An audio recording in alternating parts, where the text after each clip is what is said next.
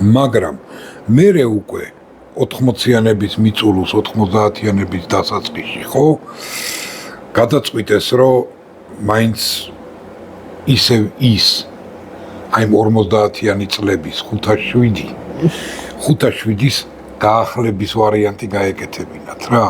თანამედროვე ვერსია. ახალი ვერსია. ხო, თანამედროვე ვერსია გაეკეთებინათ და მაგიტომაც ადგენენ და 1997 წელს ტოკიოს ავტოშოუზე წარადგინეს Z7. იაპონიაში, კი.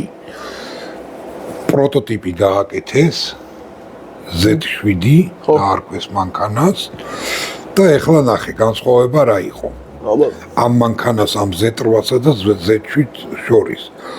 ჯერ ერთი საქარე მინა ქონდა ოდნავ პატარა. იმასთან შედარებით ცხაური ქონდა ეს წინა მხარე. აი ეს ცხაური ქონდა.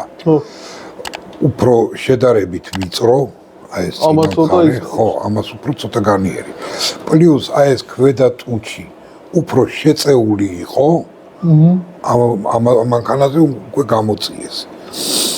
და რაც მთავარი იყო რა, განსხვავება კიდე რა. აი აქ ქონდა ესე კუზივით. აი ამ ადგილას. უკან, ხო, საბარგულზე გადადიოდა, ხო, კუზივით ქონდა, რომელიც უსაფრთხოების იმას იცავდა რა. ხო, მაგრამ ეს უფრო ლამაზია.